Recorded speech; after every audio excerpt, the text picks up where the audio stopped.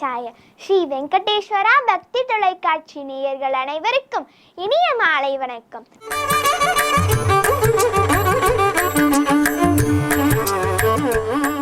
இன்று 12ஆம் பாசுரம்.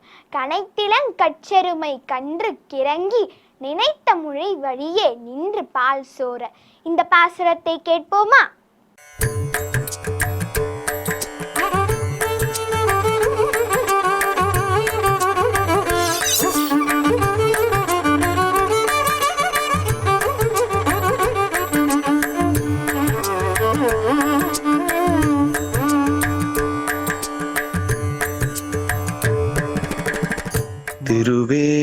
திருவேங்கடமுடையான் திருவடிகளே சரணம். ஸ்ரீமதே ராமானுஜாய நமஹ. ஆழ்வார் திருவடிகளே சரணம். நீளாதுங்கஸ்தனகிரிதடே சுப்தமுத்போத்ய கிருஷ்ணம் பாரார்த்தியம் ஸ்வம் ஸ்ருதிசரசிரசித்தமத்யாபயந்தே ஸ்வோஷ்சிஷ்டாயாம் ஸ்ரஜினிகலிதம் யாபலாத்கிருத்ய புங்க்தே கோதாதஸ்யை நம இதமிதம் பூய ஏவாஸ்து பூயः. அன்னவயல் புதுவை ஆண்டாள் அரங்கற்கு பண்ணு திருப்பாவை பல்பதியம் இன்னிசையால் பாடிக் கொடுத்தால் நற்பாமாலை பூமாலை சூடிக் கொடுத்தாலை சொல்லு. சூடிக் கொடுத்த சுடர்கொடியே தொல்பாவை பாடி அருளவல்ல பல்வளையாய் நாடி நீ வேங்கடவர்க்கென்ன விதியென்ன விம்மாற்றம் நாம் கடவா வண்ணமே நல்கு. கனைத்திளங்கற்றெருமை கன்று கிறங்கி நினைத்த முளை வழியே நின்று பால் சோர. நனைத்தில்லம் சேராக்கும் நற்செல்வம் தங்காய் பனித்தலை வீழ நின் வாசற்கடை பற்றே சினத்தினால் தென்னிலங்கை கோமானே சற்ற மனத்து கெனியானே பாடவும் நீவாய் திறவாய் இனித்தான் எழுந்திராய் ஈதன பேருரக்கம் அனைத்தில்லத்தாரும் அறிந்தேலோரும்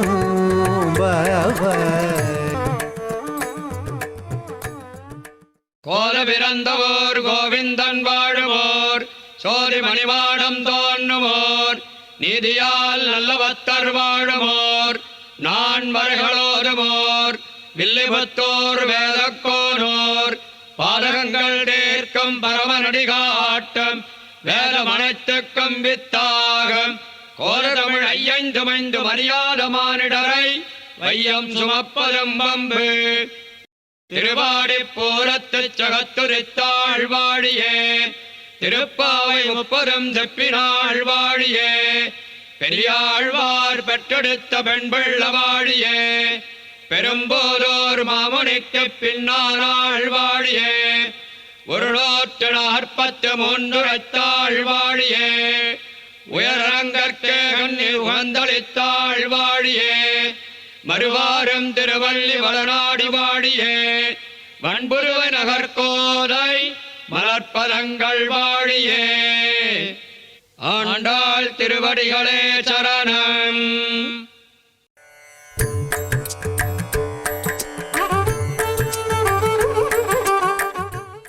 கனைத்திளம் கற்றெருமை கன்று கிறங்கி கனைத்திளம் கற்றெருமை கன்று கிறங்கி நினைத்து முளை வழியே நின்று பால் சோர. நினைத்து முளை வழியே நின்று பால் சோர.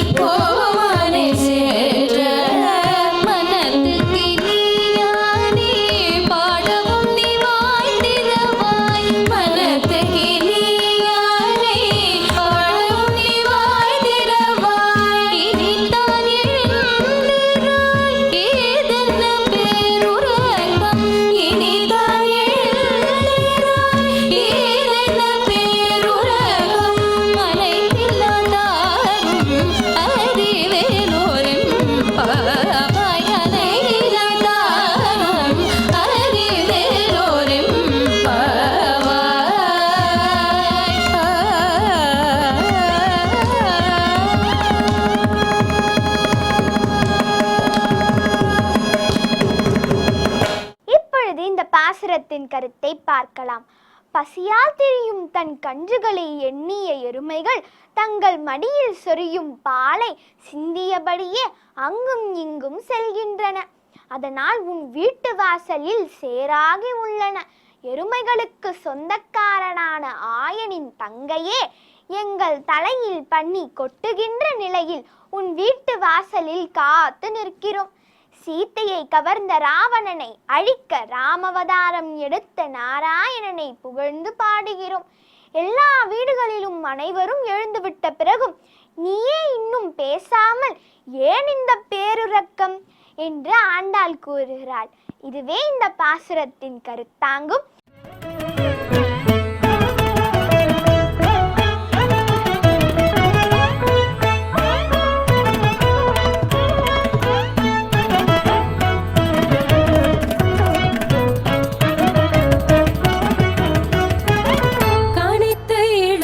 கற்றெருமை கன்றுக்கு இறங்கி நினைத்து முலை வழியே நின்று பால் சோர கனைத்து இடம் கற்றெருமை கன்றுக்கு இறங்கி நினைத்து முலை வழியே நின்று பால் சோர நினைத்து இல்லம் சேராக்கும் செல்வன் தங்காய் நினைத்து இல்லம் சேராக்கும் செல்வன் தங்காய் பனித்தலை வீழனின் வாசற் கடை பற்றி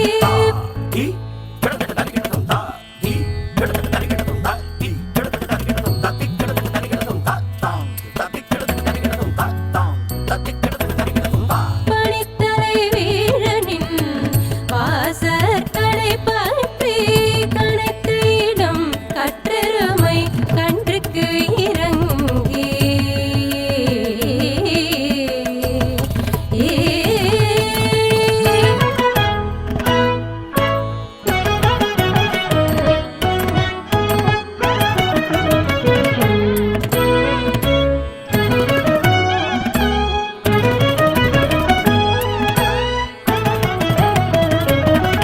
சினத்தினால் தென்னிலங்கை கோமானை செற்ற மனத்துக்கு இனியானை பாடவும் நீ வாய் திறவாய்.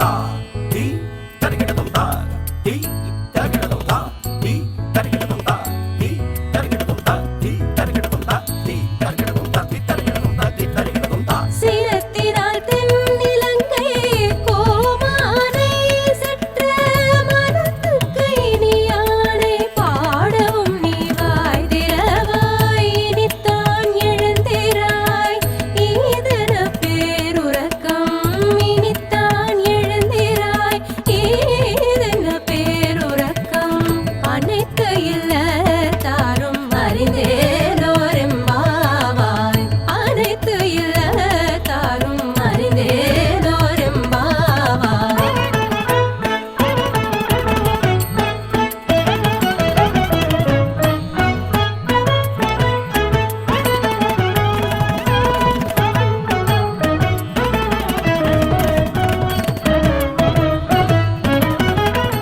பாதகங்கள் தீர்க்கும் பரமனடி காட்டும் வேதமனைத்துக்கும் வித்தாகும் கோதை தமிழ் ஐயைந்துமைந்தும் அறியாத மானிடரை வையம் சுமப்பதும் வம்பு. சூடிக் கொடுத்த நாச்சியார் அருளிச் செய்த திருப்பாவை என்கிற திவ்ய பிரபந்தம். ஆண்டாள் தன்னை இடைப்பெண்ணாக பாவித்து கொண்டு பாவை நோன்பை தொடங்கியிருக்கிறாள். அந்த பாவை நோன்பிற்கு எல்லோரும் வர வேண்டும் என்பதற்காக ஒவ்வொரு கோபிகையினுடைய வீட்டிற்கு சென்று அவர்களை எல்லாம் எழுப்பிக் கொண்டு கண்ணனுடைய திருமாளிகைக்கு செல்ல இருக்கிறார்கள். இந்த பாசுரத்திலே இன்றைய பாசுரத்திலே எழுப்பப்படுகின்ற கோபிகை அவள் எப்படிப்பட்டவர் என்னால் கண்ணனுடைய உற்ற தோழன், அந்த தோழனுடைய தங்கை, நற்செல்வன் தங்காய் என்ன அவளை எழுப்புகிறார்கள்.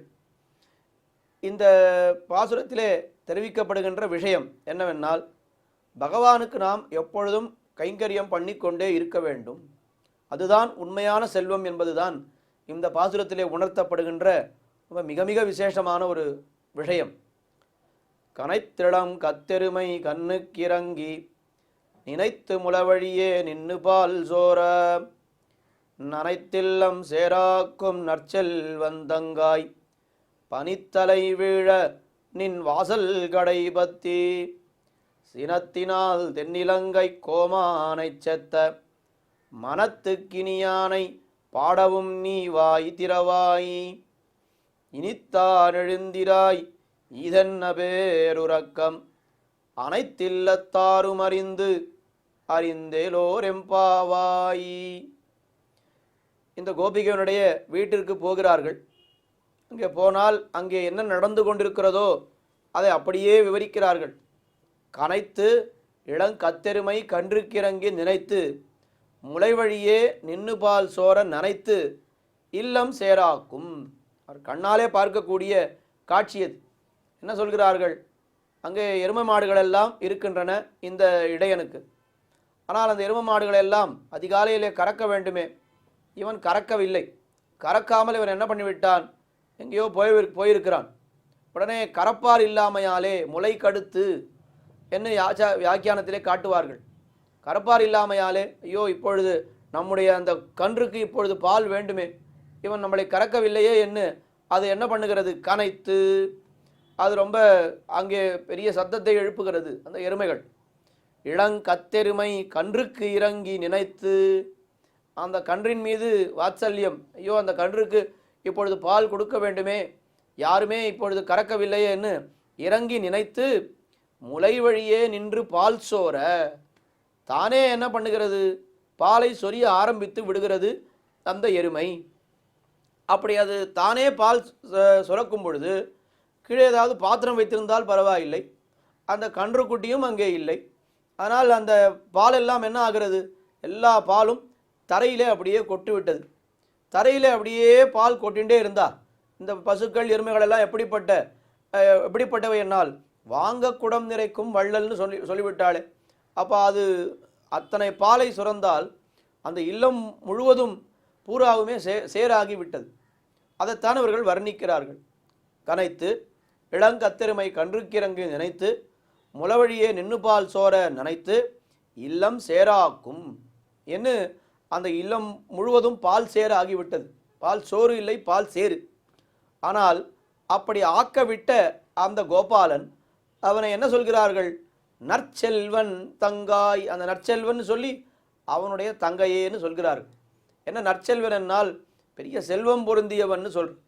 என்ன இவன் வீட்டில் அவன் மாடை கூட அவன் கறக்கவில்லை, கறக்காமல் எங்கேயோ போயிருக்கிறான், அவனை போய் நற்செல்வன் சொல்லலாமா என்னால் அப்போ என்ன சொல்கிறார், என்ன அர்த்தம் காட்டுகிறார்கள் என்னால், இல்லை நேற்றைய பாசுரத்திலே விடாமல் தன்னுடைய கடமைகளை செய்பவன் ஒருத்தரை பார்த்தோம். இந்த பாசுரத்திலே நாம் என்ன பார்க்கிறோம்? தன்னுடைய கடமையை செய்ய தவறியவன் ஒருத்தன் என்று காட்டுகிறார்கள். ஆனால் கடமையை செய்தவனை கூட நற்செல்வன் சொல்லவில்லை, கடமையை செய்ய தவறியவனை பார்த்து நற்செல்வன் சொல்கிறாளே. இதுக்கு என்ன அர்த்தம் என்னால், இவன் கடமையை செய்ய தவறியவன் தான், ஆனாலும் ஏன் தவறினான்னு இன்னொரு காரணம் இருக்கு இல்லையா? வெறுமே அவன் உறங்கிக் கொண்டோ வேற ஏதோ காரியம் பார்த்து கொண்டோ அவன் இதை தவறவில்லை. அவர் என்ன பண்ணியிருக்கிறான் என்னால், கண்ணனோடு ரொம்ப அந்தரங்க கைங்கரியம் பண்ணுவதற்காக கண்ணனோடு அவன் போயிருக்கிறான். அப்போ பகவத் கைங்கரியத்திலே அவன் இறங்கி இருப்பதனாலே இந்த காரியங்கள், இந்த சாதாரண காரியங்களை அவனால் பண்ண முடியவில்லை. அதனால் அவன் உயர்ந்த செல்வத்தை அவன் பெற்றிருக்கிறான். என்ன செல்வம்? செல்வம் என்னால் ஏதோ பணங்காசு கிடையாது. செல்வம் என்னால் கைங்கரியமாகிற செல்வத்தை அவன் பெற்றிருக்கிறான். கைங்கரிய ஸ்ரீ என்று சொல்கிறோமே, அந்த கைங்கரியமாகிற செல்வத்தை அவன் பெற்றிருக்கிறான். கண்ணன் காட்டுக்கு போகும்பொழுது நிறைய பேர் அவன் கூட போகிறார்கள். அப்போ எல்லாரும் ஒவ்வொருத்தரும் ஒவ்வொரு வஸ்து எடுத்துன்னு போராடும். பெரியாழ்வார் பாடுகிறார், சுரிகையும் தெருவில்லும் செண்டுகோலும் மேலாடையும் தோழன்மார் கொண்டோட ஒரு கையால் ஒருவன் தன் தோளை உண்ணி ஆனிரையினம் மீள குறித்த சங்கம்னு சொல்கிறார். சுரிகை தெரிவில், சுரிகை என்னால் சின்ன கத்தி, வில்லு உண்டிவில், அதுக்கு மேலே மேலாடை, கண்ணன் அந்த குளிருக்காக போத்திருக்கக்கூடிய வஸ்திரம் எல்லாம் தோழன்மார் கொண்டோட ஒவ்வொரு வஸ்திரத்தை ஒவ்வொரு தோழனிடத்தையே கொடுத்து விடுகிறான் கண்ணன். எல்லாரும் எடுத்துட்டு போயிட்டு இருக்கா முன்னாடியே. இப்போ ஒரு பெருமாள் வரப்போகிறார் என்னால் அந்த பெருமாளுடைய சாமகிரிகள் எல்லாம் கைங்கரிய பிறர்கள் எடுத்துக்கொண்டு வருவார்களே, அதுபோல எல்லாம் எடுத்துன்னு போயிருக்கா. ஆனால் கடைசியில் கண்ணன் போகிறான். அவன் எப்படி பண்ணுறான் என்னால், ஒரு கையால் ஒருவன் தன் தோளை ஊன்றி, ஒரு தோழனுடைய தோள் மேலே கையை போட்டுக்கொண்டு கண்ணன் நடந்து கொண்டு வருகிறான். அந்த தோழன் யாருன்னா அவன்தான் இந்த தோழன், அவன்தான் இந்த நற்செல்வன். ஏன்னா அவனை விட்டு ஒரு நாளும் பிரியாதவன் கண்ணன். கண்ணனை விட்டு இந்த நற்செல்வன் ஒரு நாளும் பிரியாதவன். இவனை விட்டும் அவன் எப்பொழுதும் பிரியாதவன். ராமாயணத்தை எடுத்து பார்த்தோமானால் சீதையை பிரிந்து 10 மாதம் இருந்தார் ராமபிரான். பின்னாலே சீதையை பிரிந்து பல வருஷம் இருந்தார் ராமபிரான். ஆனால் லக்ஷ்மணனை பிரிந்து எத்தனை நாள் இருந்தார்னு சொன்னா எத்தனை நாளெல்லாம் கேட்கவே முடியாது. எத்தனை நிமிடங்கள் இருந்தார்னு வேணும்னா கேட்கலாம். வேற லக்ஷ்மணன் என்னைக்கு பிறந்தானோ அன்னிலிருந்து ஒரு க்ஷணம் கூட லக்ஷ்மணனை பிரியவே இல்லை ராமபிரான் என்று பார்க்கிறோம்.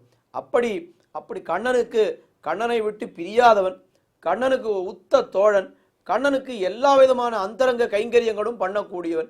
அதை அவன் பண்ணிட்டு இருக்கும் பொழுது மாடுகளை எப்படி கறக்க முடியும்? அதனால கறக்காமல் விட்டு விட்டான். நற்செல்வன் அவனுடைய தங்கையே. அப்ப உன்னுடைய தமையனாருக்கு இந்த கைங்கரியத்தினுடைய பெருமை தெரிந்திருக்கிறதுனால் உனக்கு அது தெரிந்திருக்கும் இல்லையோ, நீயும் எழுந்திருக்க வேண்டும். நனைத்தில்லம் தேராக்கும் நற்செல்வன் தங்காய் எழுந்திருன்னு சொன்னான். தங்களுடைய நிலைமையை யோசித்து பார்த்தார்கள். நாங்கள் எப்படி இருக்கிறோம்? பனித்தலை வீழ நின் வாசல் கடைபத்தி அப்படி நாங்கள் நிற்கிறோம். எங்களுடைய தலையிலே பனி கொட்டுகிறது. அழகியமன்வாள பெருமாள் நாயனார் ரொம்ப ஆச்சரியமாக காட்டினார் வியாக்கியானம். என்ன சொன்னார்? தலையிலே பனி வெள்ளம், தரையிலே பால் வெள்ளம், மனசுக்குள்ளே அந்த உள்ளுக்குள்ளே மால் வெள்ளம்னு காட்டினார். 3 வெள்ளத்திலே நாங்கள் சிக்கி கொண்டிருக்கிறோம். ஒரு வெள்ளத்திலே நாம் சிக்கினால் காப்பாற்றி கொள்வது கஷ்டம். 3 வெள்ளத்திலே நாங்கள் இருக்கிறோம். தலையிலே பனி கொட்டுகிறது, பனி வெள்ளம். தரையிலே நனைத்தில்லம் சேராக்கும்னு சொல்லிவிட்டோம். அப்போ தரையிலே பால் வெள்ளம், கீழே பால் வெள்ளம் வேற இருக்கிறது. உள்ளுக்குள்ளே என்ன இருக்கிறது? மால் வெள்ளம், கண்ணன் மீது இருக்கக்கூடிய மையல், அந்த அன்பு வெள்ளத்தை உள்ளுக்குள்ளே நாங்கள் வைத்துக் கொண்டிருக்கிறோம். இப்படி 3 வெள்ளத்திலே நாங்கள் தத்தளித்துக் கொண்டிருக்கிறோம். நீ சுகமாக உறங்கிக் கொண்டிருக்கிறாய். பனித்தலை வீழ நின் வாசல் கடை பத்தி, உன்னுடைய வீட்டு வாசக்காலை பிடிச்சுண்டு நாங்கள் எல்லாம் தொங்கிக் கொண்டிருக்கிறோம். நாங்கள் என்ன பண்ணுகிறோம்? சினத்தினால் தென்னிலங்கை கோமானை செத்த, இந்த கோபத்தினாலேயே அவன் என்ன பண்ணிவிட்டான்? ராமபிரான் தென்னிலங்கை கோமானான அந்த ராவணனை அழித்து விட்டான். எதற்காக அழித்தான்? யாருக்காக அழித்தான் என்னால் எல்லாம் ஒரு பெண்டாட்டிக்காக அழித்தான். அவன் உண்மையாகவே பெண்கள் என்று சொன்னால் அவர்களுடைய மனத்துக்கு இனியவன் யார் என்னால் அவன்தான், ராமபிரான் தான். உண்ணாது உறங்காது ஒலிகடலை ஊடறுத்து பெண்ணாக்க யாப்புண்டு தாமுத்த பேதெல்லாம் என்று ஆண்டாளே நாச்சியார் திருமொழியிலே சொல்ல போகிறாள்.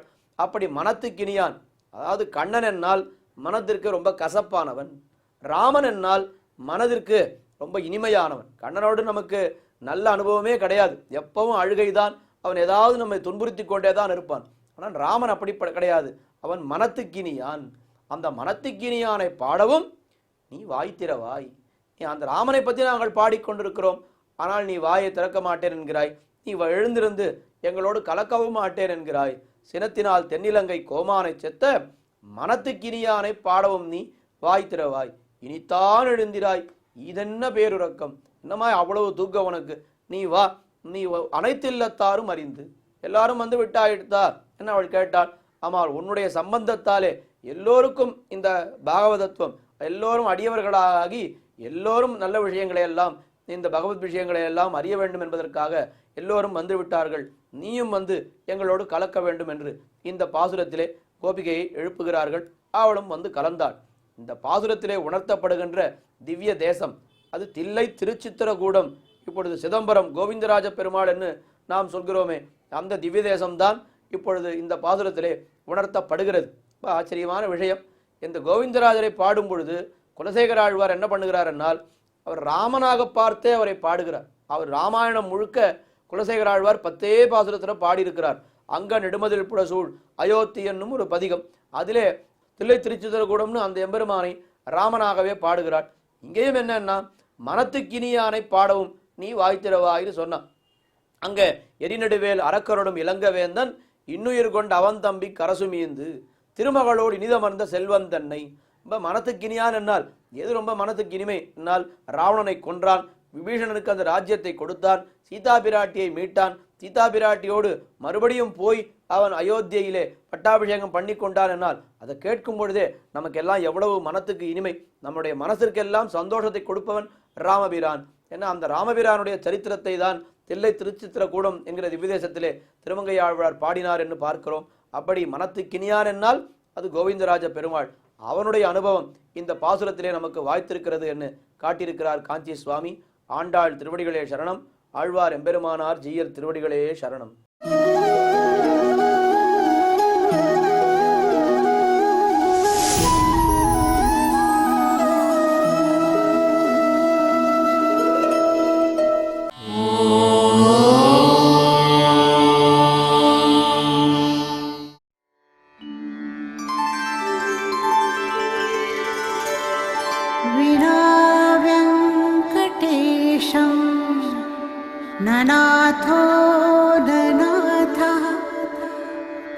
सदा वेङ्कटेशं स्मरामि स्मरामि हरे वेङ्कटेश प्रसीद प्रसीद